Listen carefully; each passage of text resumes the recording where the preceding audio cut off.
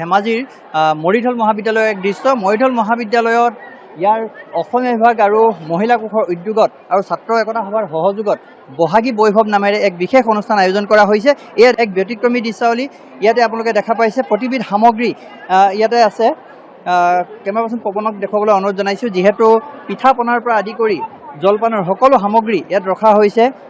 দৈ টেকেলি ৰখা হৈছে, গামোচা অনা হৈছে, যি জহা চাউল অনা হৈছে, দীঘলতি মাখিলতি সকলো অনা হৈছে।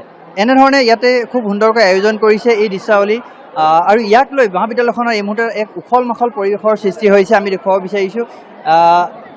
কিছু আমাৰ সৈতে এই মুহূৰ্তত আছে মহাবিদ্যালয়খনৰ অধ্যক্ষ। আমি তেখেতৰ সৈতে কথা পাতিবলৈ চেষ্টা কৰিম। এক ব্যতিক্ৰমী পদক্ষেপ কি আছে আৰু ইয়াৰ উদ্দেশ্যটো কেনেধৰণৰ কাৰ্যসূচী?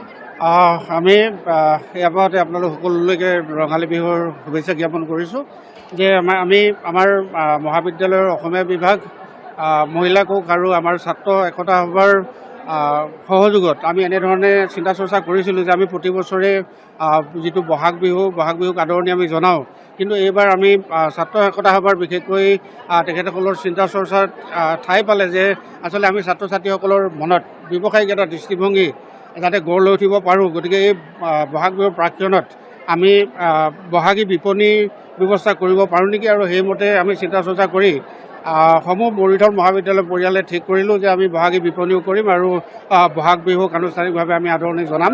মহাবিদ্যালয়ৰ 17টা বিভাগৰ 15টা বিভাগেই আচলতে ইয়াতে যোগদান কৰিছে। তেখেতসকলে বহাগ বিহুৰ লগত জড়িত, ৰঙালী বিহুৰ লগত জড়িত যিবিলাক কাপোৰ কানিয়ে হওক বা পিঠা পনাই হওক, জলপানেই হওক, আপোনালোকে লক্ষ্য কৰিছে যে দৈ গুড় চিৰাৰ পৰা আৰম্ভ কৰি গোটেই এই যিবিলাক জলপানৰ সামগ্ৰী সকলোবিলাক তেখেতসকলে ঘৰতে উৎপাদন কৰি ইয়ালৈ আনিছে।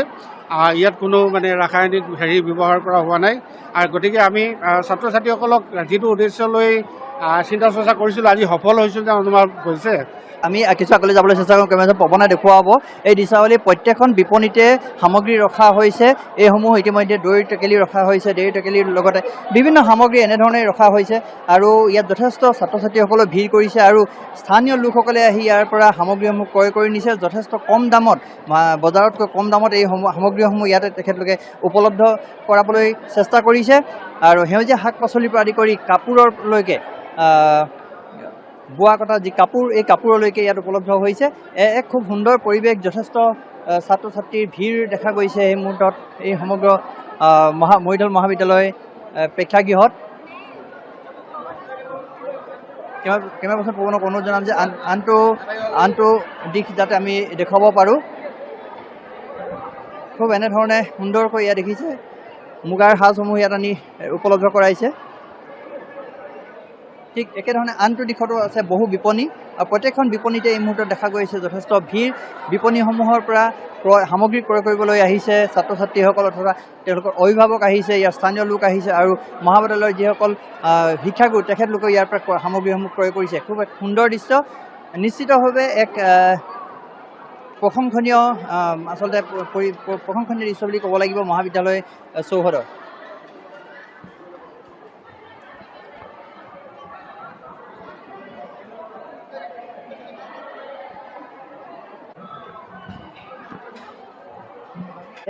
কি পাম?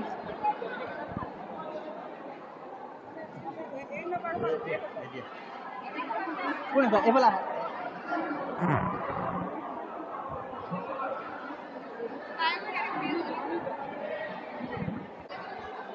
হ'ল।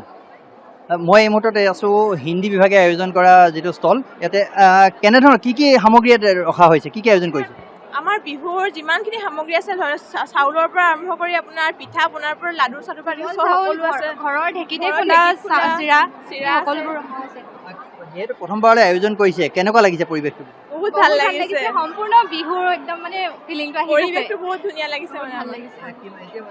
ইয়াৰ পৰা ক্ৰয় কিমানে কৰিছে, কিমানে কিনিছে?